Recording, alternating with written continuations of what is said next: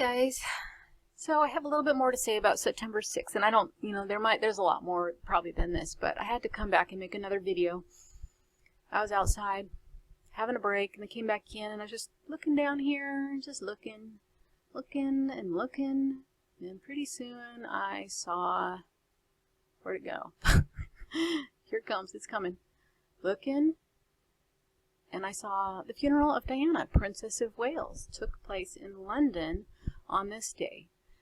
And well over 1 million lined the street and all that. Now, these guys planned everything about her death. So she died, going to this page, it says here, okay, so she, actually, I have this, I worked all these numbers up, and there's tons of freaky numbers between Diana and the new Princess Charlotte, and there's tons of freaky numbers between her and her son, the older one. There's just tons of freaky numbers between all of them. I think they all had cesareans because they were all born on really weird days. So that was weird. And I have up that page, but it's not handy. So her death day is, I want to make this video. So anyway, okay, so it started on September 6th, 1997. And if you add the 9 to the 7, that is a 16. So then you would have an 11, a 9, and a 16. Can you picture that? Because this would be a 16, so then you take that one, you could add it to the 11. There's 2 1s there, and there's a 9 and a 6. So the year has this in it, and I know they planned her death. All right, so that's what I wanted to bring to you about this day, because her death was certainly a plot twister. But I'll just point out a few of the numbers. There's a 147-minute ride through London. On the top of her coffin were 3 wreaths of white flowers from her brother. Why wouldn't they just write a new song for her? They have to give her a hand-me-down song from Marilyn Monroe.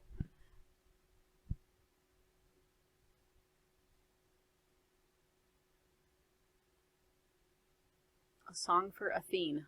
There's your clue right there. I don't have enough details to go into all that here. But I just wanted to bring this to you. This is something else about this date. And these guys, oh, here's her grave. I'm going to go look at that. Hey, I'll pause this. We'll go look at it together. Okay? Hang on.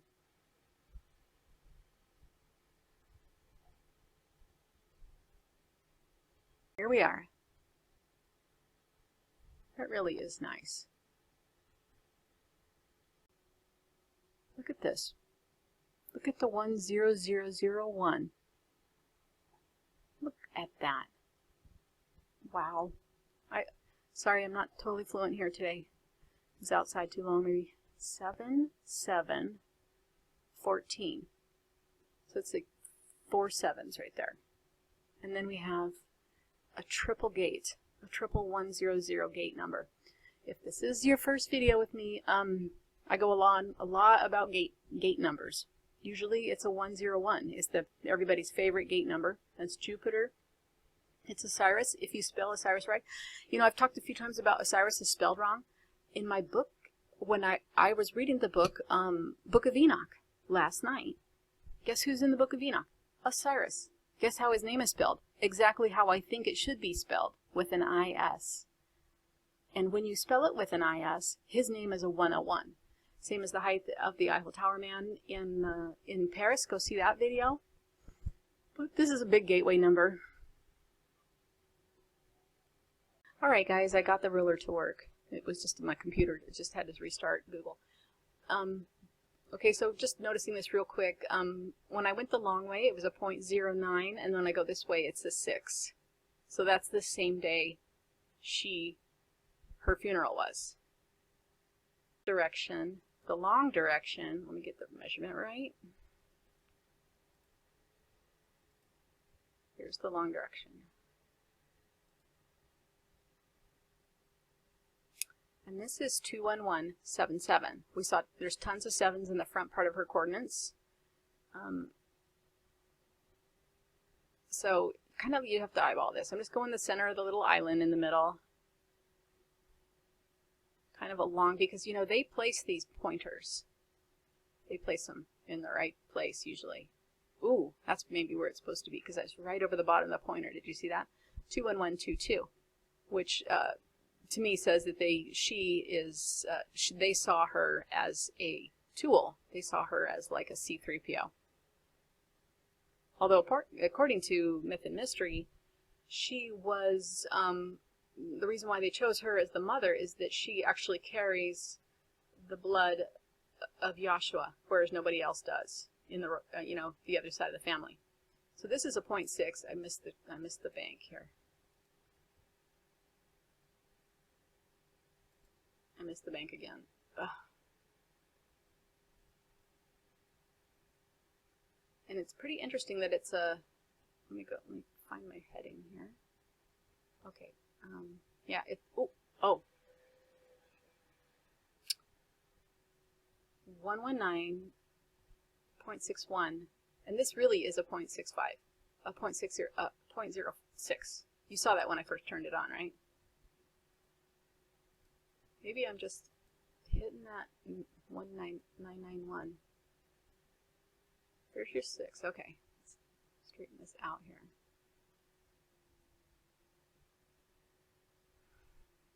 Well, who wants to take this out and see where the 911 heading goes? All right. Well, I did find I decided to lay it down right here, and because it's water, that's where I like to lay. It's where a good place to lay stuff down. And then I was, you know, reaching, because when I left the far side of her pond at this heading, 11911. It was perfect, and it was how it was supposed to be. And so I thought I was laying it down right here, and then I kept coming here to get to the 0.11, so it would be the perfect heading, and it lined up directly with. It's weird how it touched that line to me. And this is a line that connects, let's see here.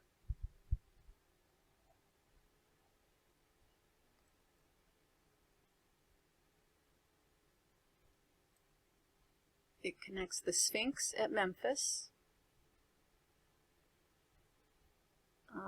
Just let me make sure. I think it might go through a pyramid. I can't really tell where I am. Yep, goes through a pyramid. Okay, so this is an interesting line, and it's weird that it just touches that line. I didn't know they really set lines up that way. I thought they just did straight lines, but yeah, so, okay, so the Sphinx at Memphis. Let's come down here. I can't show you the picture of it.